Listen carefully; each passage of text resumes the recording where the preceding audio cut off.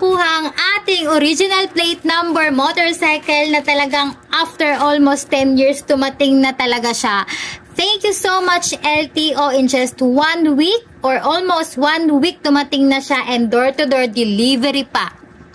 And kung naghahanap ka ng detailed tutorial or yung mga documents or information kung paano nga ba kumuha ngayon ng plaka sa LTO, and yes, this is it. This video is for you. I-share ko sa iyo yung mga screenshot na dapat mong malaman and yung mga documents na rin na kailangan mong i-prepare. O, diba? Maraming salamat LTO. Maraming salamat po. And sana po hindi na mangyari yung ganun kasi syempre sobrang laking hassle.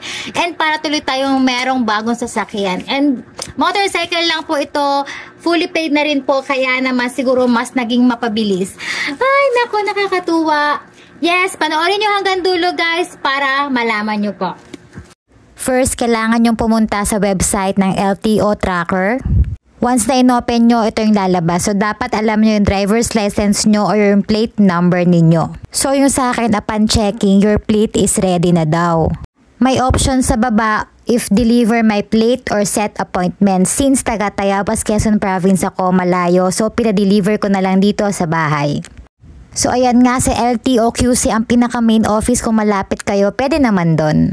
So, tip ko lang, i-redo nyo na yung COR or Certificate of Registration nyo, valid ID, and also additional documents, yung Certificate of Ownership.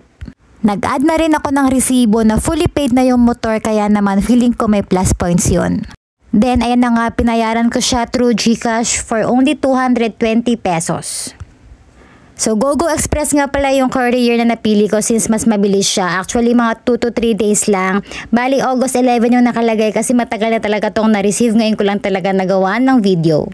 And yes, may magte-text sa'yo kapag darating na yung plaka mo. Ayan na nga si Kuya. O, diba? Ang galing-galing. Maraming salamat, LTO. Ayan, overall, inabot siguro siya ng 2 weeks maximum. But this time, ngayong September, hindi ko na masabi. Kasi August pa po itong video na to, na late upload lang po tayo. Pero wala namang masamang mag-try. O, diba? Kaya mga sis, mga sir, mga ma'am, go na. Ayan. Don't forget to subscribe.